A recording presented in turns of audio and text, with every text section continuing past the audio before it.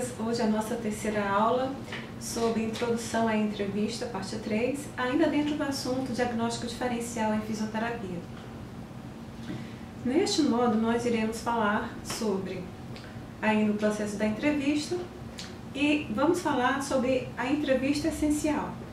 Dentro desta aula, na entrevista essencial, vou falar com vocês sobre a história da doença atual e avaliação da dor e dos sintomas. Nas aulas anteriores, comentamos sobre a história familiar pessoal, que essa história é obtida através da ficha ou questionário, e dentro desta história familiar obtemos os seguintes dados: a questão da idade e envelhecimento, a história clínica pregressa, estado atual, testes clínicos, cirurgias prévias, ambiente de trabalho e sinais vitais. Já neste próximo tópico, entrevista essencial, e nas próximas aulas, na aula de hoje e nas próximas aulas, iremos falar sobre a história da doença atual, avaliação da dor e dos sintomas, tratamento clínico e medicamentos, nível atual de condicionamento, história relacionada ao sono, estresse e perguntas especiais para homens e mulheres. Então, sobre a história da doença atual, essa história ela é frequentemente mencionada como queixa principal e outros sintomas atuais. Ao colher a história da doença atual, geralmente se faz por meio de perguntas abertas. Exemplo de pergunta aberta: conte-me por que você está aqui hoje. Então, você, fisioterapeuta, vai permitir que o cliente descreva cuidadosamente sua situação atual. A seguir, perguntas complementares e parafrásicas podem ser também utilizadas em associação com as perguntas abertas, que são as principais.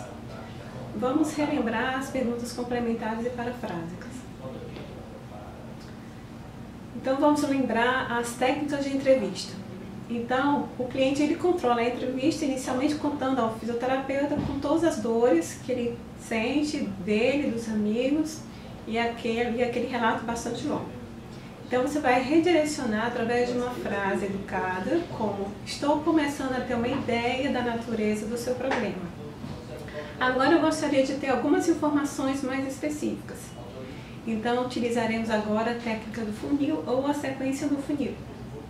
Então você vai começar a usar as perguntas fechadas, que são as perguntas que utilizam as respostas sim ou não, a fim de caracterizar melhor os sintomas. Então, a sequência do funil ela é auxiliada pelo uso de perguntas complementares. Que perguntas são essas? Como o repouso influi na dor ou nos sintomas? Seus sintomas são agravados ou aliviados com alguma atividade? Em caso afirmativo, qual? Como isto afetou sua capacidade de cuidar-se sem ajuda, ou seja, vestir-se, dirigir e outras atividades. E agora entra a técnica da paráfrase. Esta prática ela é útil e pode auxiliar na sintetização e integração das informações obtidas durante o questionamento. Essa técnica ela vai repetir as informações dadas pelo paciente. E isso vai ajudar a promover também uma comunicação precisa e efetiva entre o receptor e o promotor do serviço de saúde. E aí o cliente vai responder a pergunta: o que faz você se sentir melhor? Então ele vai responder essa pergunta e você vai parafrasear, falando assim: você me diz que a dor é aliviada por tal e tal condição, certo? Que outras atividades ou tratamento lhe proporcionam alívio da dor ou dos sintomas? Então, no meio dessa entrevista, que ele vai relatar que o início da doença, da dor, dos sintomas é de causa desconhecida. Então, é importante fazer mais perguntas. Então, você deve perguntar da seguinte forma: os sintomas apareceram depois de uma queda, um trauma, inclusive uma agressão ou alguma atividade repetitiva? Então, esse aí é um exemplo de pergunta que você vai, então, tentar investigar sobre esse início insidioso de causa desconhecida. Nessa situação, o fisioterapeuta ele deve ficar nessa situação, o fisioterapeuta deve ficar alerta para reconhecer fatores causadores que exigem triagem clínica.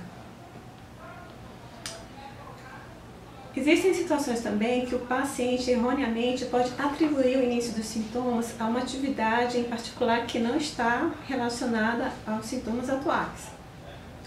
Quando estes sintomas parecerem fora de proporção com o ferimento ou quando os sintomas persistirem além do tempo esperado para aquele problema, um sinal de alerta deve ser lembrado na mente do fisioterapeuta. Tem alguma coisa errada aí. Então, esse parágrafo citado por Lane em 1990, ele fala o seguinte: 25% dos clientes com tumores malignos primários do sistema músculo-esquelético relatam um episódio traumático anterior. Geralmente, o trauma ou ferimento chama atenção para o tumor maligno ou benigno pré-existente. Sempre que uma fratura ocorre com trauma mínimo ou envolve uma linha de fratura transversa, o médico considera a possibilidade de um tumor. A presença de dor noturna ou a ausência de mudança com atividade ou oposição é um sinal de alerta. Uma massa em crescimento, dolorida ou não, é considerado um tumor, a não ser que seja diagnosticada diferentemente por um médico. Um hematoma deve diminuir de tamanho no decorrer do tempo e não aumentar. Devemos estar atentos também em relação à violência doméstica. Os fisioterapeutas precisam estar conscientes dos sinais de agressão associados à violência doméstica e saber como responder apropriadamente a esta situação.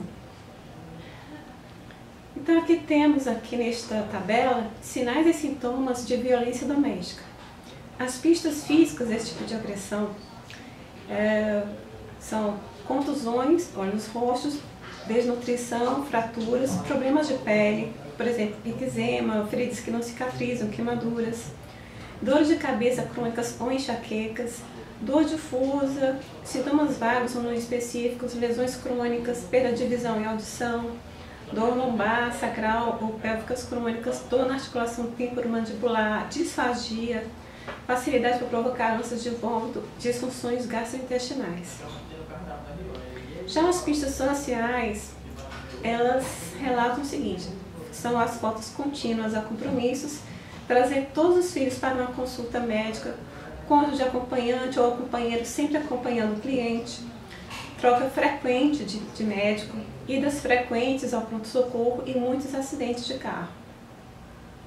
Já as pistas psicológicas indicam o seguinte: presença de anorexia ou bulimia, ataques de pânico, pesadelos ou fobias, hipervigilância ou tendência para assustar-se facilmente ou estar sempre em guarda, dependência química, depressão, ansiedade ou insônia, automutilação ou tentativas de suicídio, doenças múltiplas de personalidade, desconfiança de figuras de autoridade, exigente, desconfiado e irritado com o prestador de serviços de saúde. Então, outra dica também é que os ferimentos físicos causados por golpes geralmente ocorrem no padrão central. São golpes que acontecem na cabeça, no pescoço, no peito, no seio e no abdômen. Ferimentos nestas áreas que foram citados são facilmente escondidos por roupas, chapéus ou cabelos, mas são frequentemente observados pelo profissional de uma instituição clínica que exige o uso de vestimenta apropriada para o tratamento. Então vamos começar agora falando sobre dor, avaliação da dor e dos sintomas. É importante caracterizar bem a dor, porque o modo como a dor é descrita é um sintoma que se relaciona às fontes e aos tipos de dor. Então, relembrando a aula diagnóstico diferencial em fisioterapia, a aula 2, vamos lembrar que existem 4 fontes de dor, que é a cutânea, somática profunda, visceral e referida, e os tipos de dor são a dor miofascial, dor articular, dor radicular, dor arterial, dor gastrointestinal, dor em repouso, dor com atividade, dor difusa e dor crônica. E a seguir, nesta outra tabela, temos as características relacionadas ao local, ao início, à descrição, à intensidade, à duração, à frequência e também, importante, caracterizar também o padrão de dor, seja ele vascular, neurogênico, musculoesquelético, visceral ou emocional. Atenção! Um aumento da frequência, intensidade ou duração dos sintomas no decorrer do tempo pode indicar doença sistêmica. Então, lembrando novamente, a caracterização da dor está relacionada à localização, descrição da sensação, padrão, frequência, intensidade ou duração.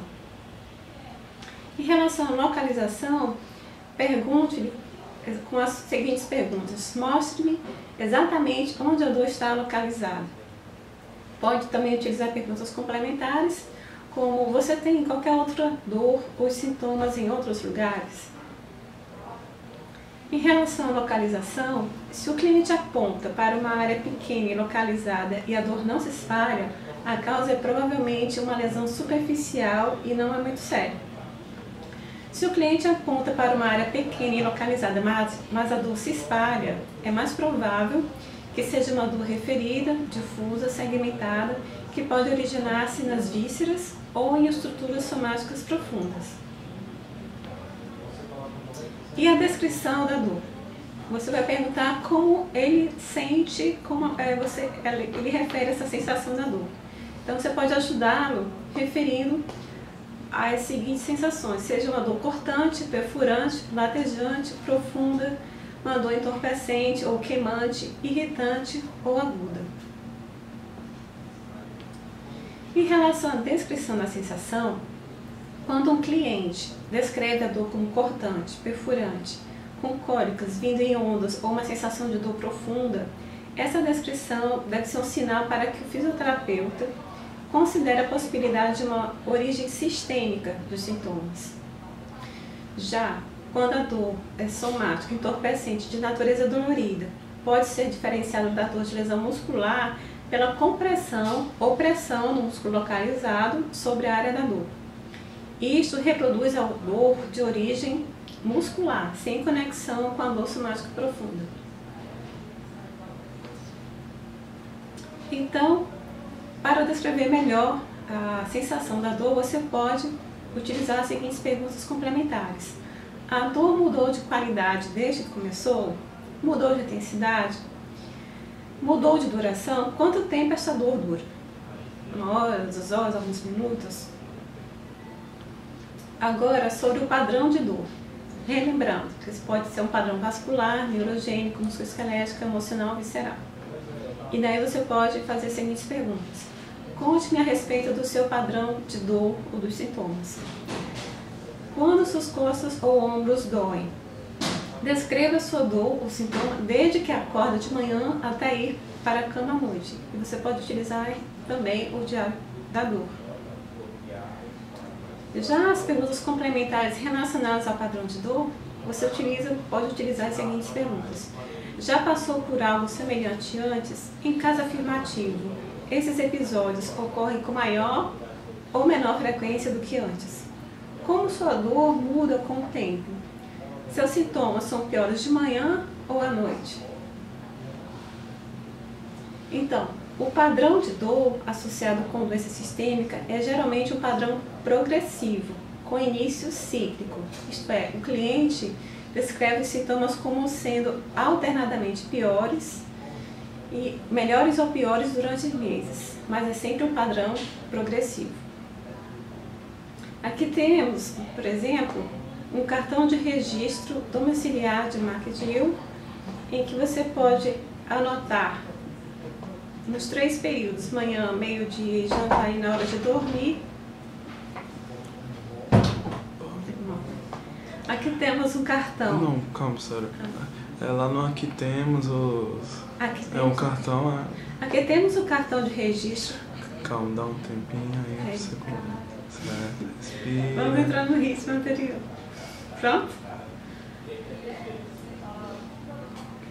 Aqui temos o cartão de registro domiciliar de McGill. Então, o paciente ele vai preencher este cartão, você vai orientá-lo a preencher este cartão, e temos aqui 4 períodos, manhã, meio-dia, jantar e hora de dormir, e que ele vai registrar a intensidade da dor em uma escala de 0 a 5, 0 é o paciente que não relata nenhuma dor, e 5 é uma dor insuportável. Vai anotar também os analgésicos ingeridos e anotar também qualquer dor, sintomas ou atividades diferentes no verso do cartão e também as horas dormidas na coluna da manhã. Então, em relação ao padrão de dor, é importante revisar sintomas, também a diminuição da dor ou aumento da função, a questão da funcionalidade. Também registrar a redução da necessidade de medicamentos ou também melhoras significativas no padrão dos sintomas. Se nenhuma melhora dos sintomas ou funções puder ser demonstrada, o fisioterapeuta deve mais uma vez considerar a questão de uma origem sistêmica dos sintomas. E aí, se ele suspeitar desta origem sistêmica, recomenda-se então repetir as perguntas de triagem para doenças clínicas durante todo o processo de tratamento. O cliente também pode não ter percebido algum sintoma constitucional, lembra que eu já falei de sintoma constitucional no início da investigação, da fisioterapia, que pode também estar presente agora. Então, lembrando, sintomas constitucionais são sintomas que afetam todo o corpo e são características de doenças sistêmicas. São eles a febre, a diaforese ou a perspiração inexplicável, suores noturnos, náusea, vômito, diarreia, palidez, tontura ou síncope, fadiga e perda de peso. Em relação à frequência, intensidade ou duração dos sintomas, é importante perguntar qual a duração dos sintomas. E aos clientes que dizem que a dor é constante, aí você deve perguntar: você está sentindo dor neste momento? Você percebeu esses sintomas hoje de manhã, assim que acordou? Então, a dor que está relacionada com a doença sistêmica mostrou ser uma experiência de dor constante, em vez de intermitente. Se a dor é percebida como constante, mas de fato ela não está presente em todas as horas ou pode ser reduzida com o repouso ou mudança de posição, o que é mais característico da dor musculoesquelética, tá? Então, doença sistêmica relacionada com dor constante e a dor musculoesquelética é aquela que não está presente em todas as horas, você pode ser reduzida com repouso ou com mudança de posição. Temos aqui então a escala de Melzack, de 1975, em que ele classifica a dor em uma escala de 1 a 5, na verdade. Então, 1 é uma dor suave, 2 é uma dor desconfortante, 3 é uma dor desgastante, 4 é uma dor horrível e 5 é uma dor insuportável. Existe também a escala de EVA, que é uma escala que classifica a dor de 0 a 10.